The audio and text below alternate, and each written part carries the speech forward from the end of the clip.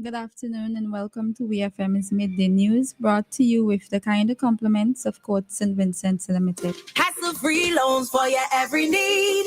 Courts have you covered, best believe. Courts Ready Cash is for everyone. Not to worry, fast approval. Hurry up and come. We got it all. We on the go. Courts Ready Cash, you already know. We got it all. We on the go. Courts Ready Cash, always ready when you're ready. Let's go. Courts Ready Cash, ready when you are. Welcome back to WFM's Midday News, brought to you with the kind compliments of Court St. Vincent Limited. First, on the local scene. On Thursday, November 27, 2025, Vincentians will head to the polls to elect a new government in the next general elections. Prime Minister Dr. Ralph Gonsalves made the announcement last night during the Unity Labour Party's Labour Strong rally held at Richmond Hill. The 15-seat parliament was dissolved yesterday, October 28th, and nomination day is set for November 10th. Gonsalves told supporters, "It is now decision time for our free and democratic people to choose between the ULP and the NDP. This will be the second time since 1951 that Vincentians vote in a November general election. The ULP won an historic fifth consecutive five-year term in 2020, but lost the popular vote for the first time since 1998. The election announcement comes one day after Gonsalves made 14 announcements in his speech to mark the 46th anniversary of St. Vincent and the Grenadines' independence from Britain.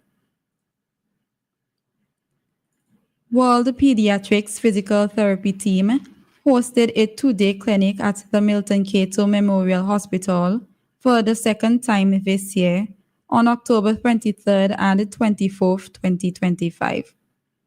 They evaluated a total of 17 Vincentian children with concerns ranging from hemiplegia, brachial plexus, post-surgery rehabilitation, as well as genetic and neurological disorders affecting daily living, mobility, and gait.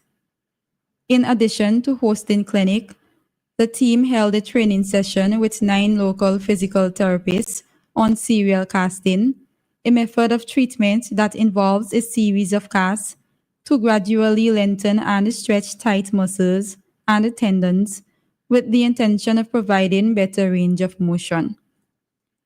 This highlights World Pediatrics' ongoing commitment to providing quality care for our Caribbean children, as well as developing the skills of our local physicians through capacity building initiatives like this. This theme was sponsored by the Mystique Charitable Foundation. World Pediatrics remains dedicated to prioritizing the medical needs of our children and enhancing the lives of their families, ensuring no child is left behind.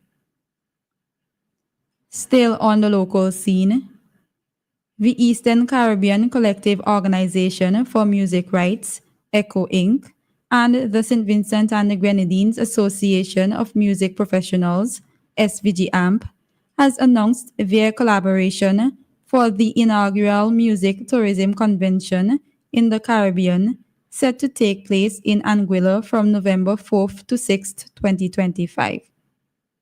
As key stakeholders in the music industry, ECHO and SVG-AMP said they are committed to advancing and collaborating with like-minded agencies to effectively represent their members. This joint mission is to manage copyrights and expand opportunities globally, enabling the monetization of their creative works. This year's convention is set to unite government bodies, cultural agencies, academic institutions, and creative industries from over 15 countries, including the Caribbean, Europe, North America, and the Middle East. The diverse gathering aims to combine local insights with global perspectives, fostering innovation and shaping the future of music tourism. The Anguilla Music Tourism Convention offers a unique opportunity to connect with influential figures in culture led development, encouraging worldwide collaboration, cultural exchange, and the development of new strategies for robust music tourism economies. On to news in the region. Jamaica has begun the task of cleaning up on Wednesday after Category 5 Hurricane Melissa left several paths of damage in its wake. Hurricane Melissa slowly moved through the Caribbean island with winds in excess of 180 miles per hour on Tuesday. Prime Minister Andrew Holness has declared the island a disaster area, warning of devastating impacts and significant damage to hospitals, homes, and businesses. The Office of Disaster Preparedness and Emergency Management said it has created logistical cells to harness agencies, including Customs, the Airport Authority, and the Jamaica Defense Force, to ensure smooth operations for the clearance and distribution of relief supplies. He told the news conference that the main airports and seaports are to be monitored to ensure relief is quick to reach the vulnerable. About three-quarters of the island is without power, and many parts of its western side are underwater, with homes destroyed by strong winds. Local Government Minister Desmond McKenzie said that teams would be sent out to start the assessment and to make available to the various communities the various relief supplies that are necessary to start the recovery process. Thousands of people remain in shelters across the country. The Guyana Police Force on Tuesday said they had arrested the main suspect in a deadly bomb explosion at a gas station that caused the death of a 6-year-old child and injured several others last Sunday night. In a brief statement, the police said that acting on information received, law enforcement officials traveled to Virginugen Sideline Dam, East Bank Essequibo, where the suspect was held.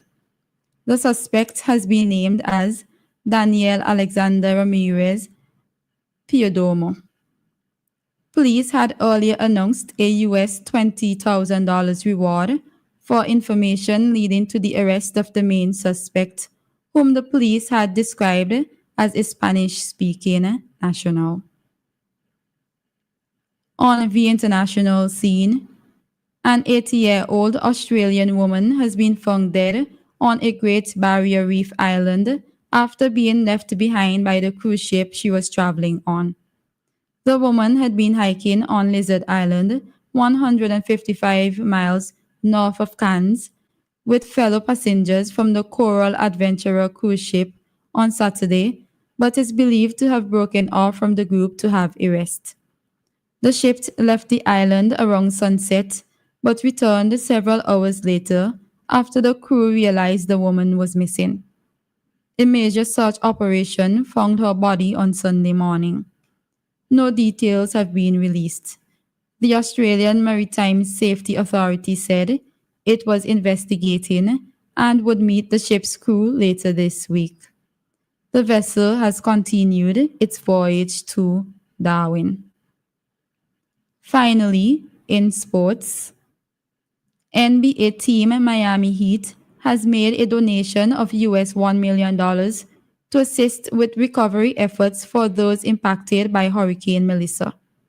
This donation was made to Direct Relief in partnership with the Mickey and Madeline Harrison Family Foundation and the Carnival Corporation and the PLC. Direct Relief is a humanitarian aid organization with a mission to improve the health and the lives of people affected by poverty or emergencies. This has been VFM's Midday News. I have been your presenter, Shanika Stapleton. Join us again at 3 o'clock for VFM's 3 p.m. news. VFM's Midday News came to you with the kind compliments of Court St. Vincent Limited. Just for you at Quartz Optical. Get 15% off. When you bring in your prescription from any other eye care provider, we'll give you 15% off the cost of your frames and lenses. So visit us today and get 15% off. Offer valid on cash and credit purchases. Conditions apply. See in-store for details. Quartz Optical. Value you can see.